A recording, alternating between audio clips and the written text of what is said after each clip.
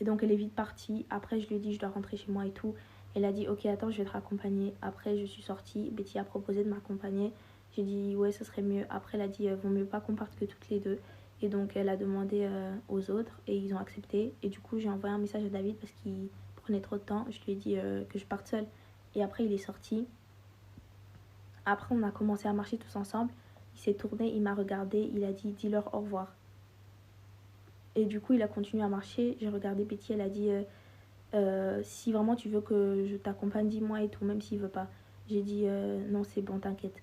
Après, elle a dit t'es sûre? J'ai dit ouais. Elle a dit ok, envoie-moi un message quand t'arrives et tout. Et du coup, je continue à marcher. Et après, David me dit qu'est-ce que tu faisais avec elle? Je dis je parlais avec elle. Il a dit pourquoi tu parlais avec elle? J'ai dit parce que je me sentais pas bien. Il a dit pourquoi tu te sentais pas bien? J'ai dit parce que j'ai pas l'habitude de faire ce genre de choses. Il a dit oh tu sais moi aussi j'ai pas l'habitude de faire ce genre de choses, mais Azura je veux vraiment être avec toi. Comme je te l'ai dit, les autres filles elles sont pas là comme toi tu m'aides vraiment avec la parole, toi t'es vraiment là pour m'aider, je veux vraiment être avec toi et tout.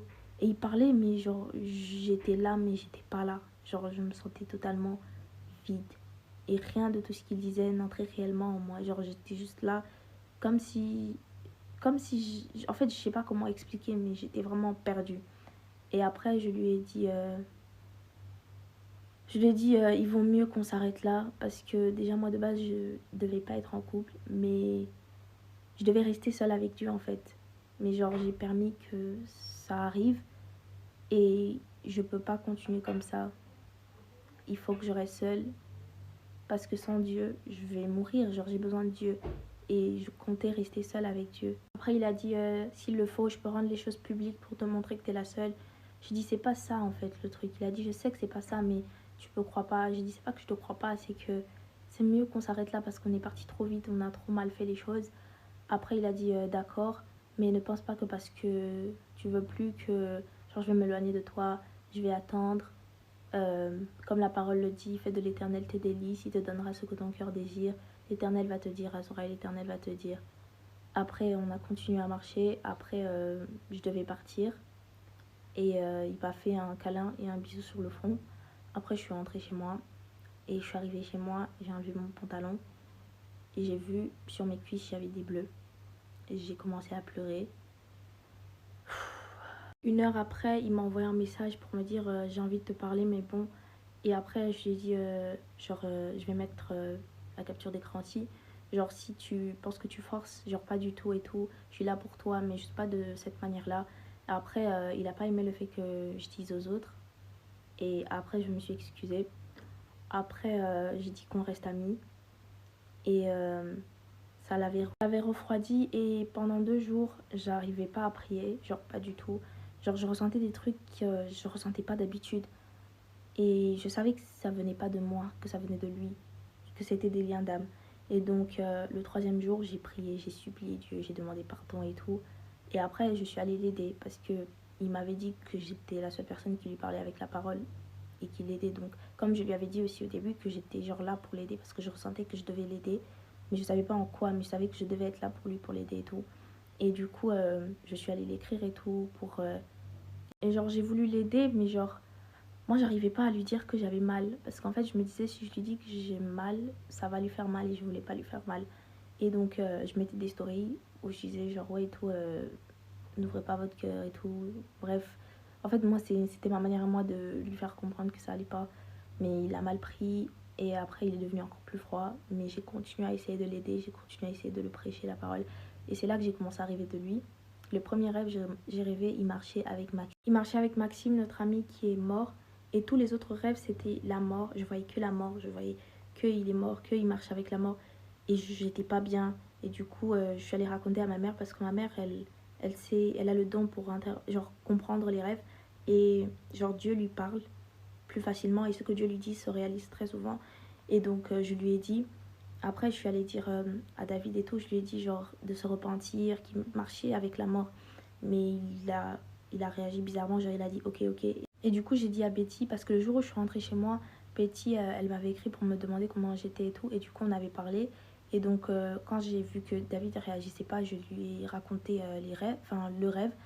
et que je voyais qu'il marchait avec la mort. Et j'avais même dit à David que, genre, que mes rêves se réalisent. Donc j'avais peur pour lui et je priais, sauf que je pouvais pas prier seule. Et donc j'ai dit à Betty et après on a commencé à parler, on s'est échangé nos numéros de téléphone. Après on a fait un appel qui a duré 6 heures. Et dans l'appel et tout, elle m'a avoué qu'elle aussi, elle était proche avec David et qu'il y avait des choses, qu'il lui disait, qu'il me le disait à moi aussi. Et donc, on a commencé à prier pour David et j'ai continué à mal rêver de David et j'ai continué à raconter à ma mère. Et ma mère m'a dit, il ne sert pas Dieu. Rien de lui n'est de Dieu. Et qu'il envoûtait les gens. Et je pouvais pas y croire parce que, genre, je me disais, c'est pas possible. Genre, le David que je connais, genre, c'est pas possible. Et donc, je suis allée dire à Betty. Mais je savais que ma mère, quand elle dit quelque chose, c'est toujours vrai parce que c'est Dieu qui lui dit. Et du coup, je suis allée dire à Betty, et après, Betty aussi, croyait pas et tout.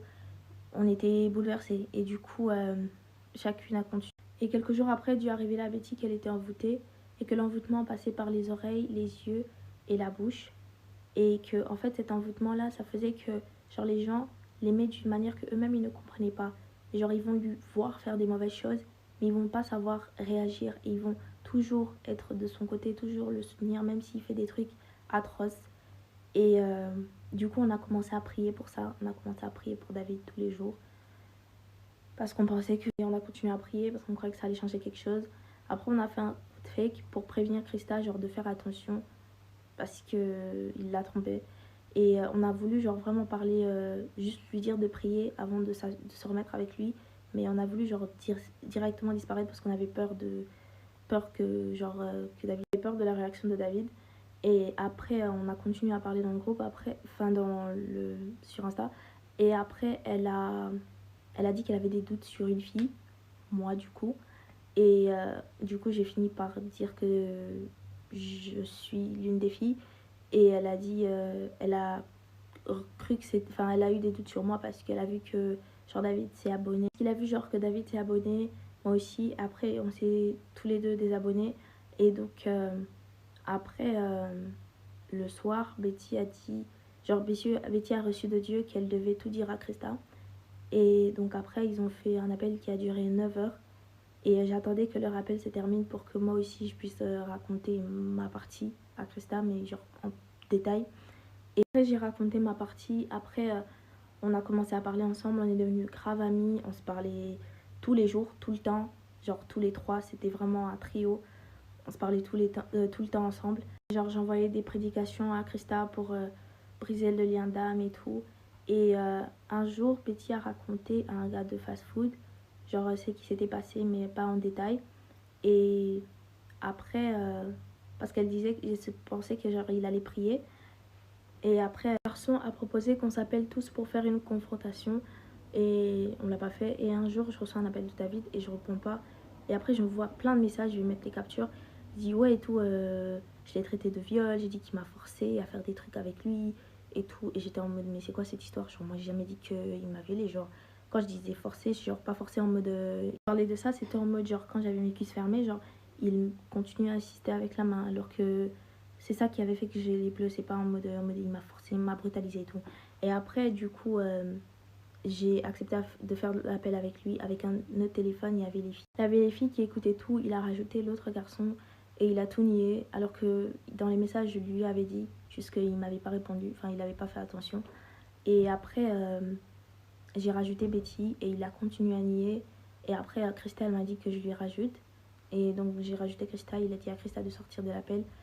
Et après, quand Krista est sortie de l'appel, après, Krista, elle m'a dit de lui dire j'ai tout dit à Krista, sois bénie. Après, je lui ai dit, après, il s'est fâché, alors que c'est lui qui nous avait trompés toutes les trois. Et du coup, j'en ai profité pour lui dire que ouais, tu marches avec un esprit mauvais. Et j'ai vraiment profité là pour genre tout lui dire parce que je sentais que je supportais trop en moi. Et genre, il n'a rien pris en compte.